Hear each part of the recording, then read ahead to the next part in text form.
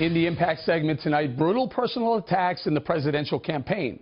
Over the weekend, Donald Trump used one of Hillary Clinton's own expressions against her as he escalated his attacks.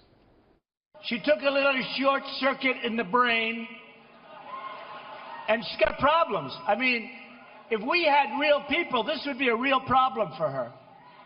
But I think that the people of this country don't want somebody that's going to short circuit up here. Okay? Not as your president. Not as your president. So, she's a dangerous liar who has disregarded the lives of Americans and who has put all of us at great, great risk with what she's done, while supporting economic policies that have destroyed our economy. She is a totally unhinged person. She's unbalanced, and all you have to do is watch her.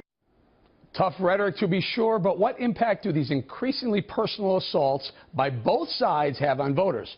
Joining us now from Boston with reaction, Democratic strategist Marianne Marsh, and from Washington, townhall.com editor Katie Pavlich. Marianne, he was just using her words. She said she short-circuited with Chris Wallace.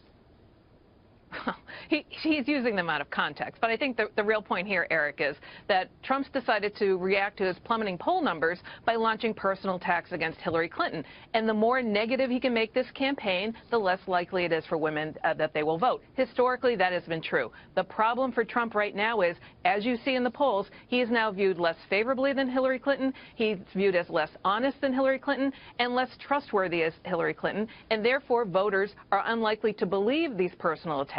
And the biggest shift has come with white women with college degrees, which has really hurt Donald Trump in these latest polls. Okay, Katie, but Hillary Clinton does the same thing. She uses the attacks and sometimes personal attacks.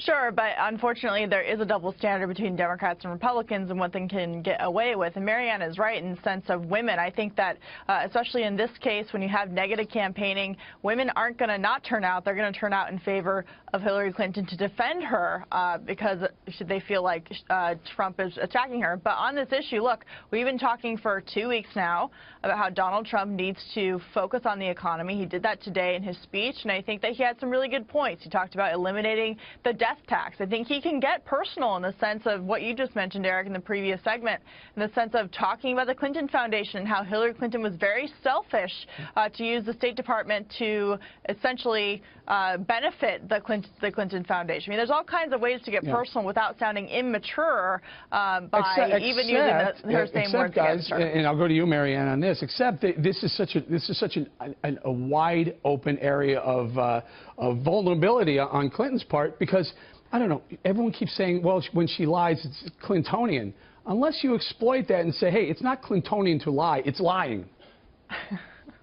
Well, I think the difference here, Eric, is what Katie just mentioned, the foundation, her record, other things, that's substance, and that's fair game. But what isn't is when you go after her personally about her mental health and other things. That phrase was totally taken out of context. And here's the problem for Donald Trump. He risks overplaying his hand because he'll lash out because his poll numbers have gone down, or because they start to rise, he'll become more personal and more attacks. And that's exactly what happened in her first Senate race. Rick Lazio made the same mistake. Women came out and drove. She won that race by 12 points. That's exactly what this race is right now. And I don't think Donald Trump can help himself. With 91 days left to go, he's trying to cut into the difference in the polls before Labor Day. And I think he's going to overplay his hand by being far too personal, far too reckless, and the attacks, the likes of which we haven't heard, will end up hurting him more than Hillary Clinton. You know, Katie, and I hear it, and I think you're agreeing with Marianne on this issue. However, Donald Trump's poll numbers started to go down when he got involved in these satellite attacks with Mr. Khan and some of the other satellite things. When he focuses his attack, whether it's personal or not, his poll numbers have risen. Well, I would actually vehemently disagree with that, because we see now that Donald Trump is down by something like 10 points. Yeah, but he's been all over the map, Katie. He's been after Khan. He's been talking about other things instead of focusing. He was after Paul Ryan. He was after John McCain. And now it looks like he may have turned the corner and focused on what people have said he should do. Hillary Clinton, the opponent. The only direction his poll numbers are going right now are down. They're not turning. We're not turning a corner in any sense of the word. Katie, in terms of he Donald just Trump's started turning yesterday towards Hillary Clinton. Eric, now people Saturday. believe that Hillary Clinton is actually better at managing the economy than Donald Trump, because he's gotten so distracted with the personal attacks, not just on Hillary Clinton, but on other, as you mentioned, satellite figures. It feels to me like when he stays, on that issue. He can win, and he's not focusing on it the right way. Marianne, when he stays on things like Hillary Clinton and pointing out the fact that there are a lot of questions about her ethics, about her trustworthiness, her honesty. We know her numbers are underwater on all those. And when he focuses that, look, I think it will turn around. You don't think his numbers are going to go up from here now that he's stopped with all these other issues and focused on one person? I'm not saying the bounce is going to last the way it is now, but here's the difference, Eric. When he goes after her record, the things she's done in her life, professionally, fair game. Go after it. What he did, though, is go after her personally, in a very personal way, and I expect he's going to make even more personal attacks. And he lost in one fell swoop white women with college degrees, the hardest women for him to win back. The more women she gets, she wins this race.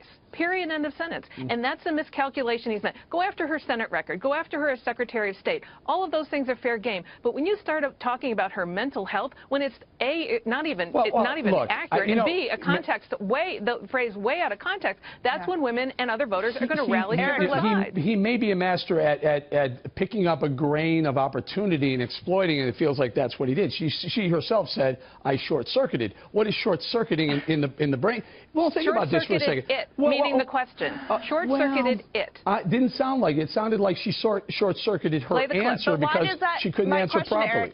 My question to you, Eric, would be, how does that comment affect everyday Americans who are after... Let me finish my point, Eric. Short-circuits right before she has to make a decision whether to send a nuclear weapon somewhere. Well, that's why she is a vice president, and Tim Kaine, I'm sure, will do a fine job at making a decision. You said you have the same argument against Donald Trump. Eric, let me just finish my point. How does continuing to attack Hillary Clinton by using the short-circuited line affect families at home who are sitting and listening to his economic speech today and going, you know what, it sounds really great that he wants me to allow me to keep more of my own money so I can provide for my family. That's what he should focus on. He sounded presidential today in that speech. He doesn't sound presidential when he attacks like he did last week and continuing into this week. I got to go, you guys. Thank you so much. Great debate. Marianne, Katie, thank you very much.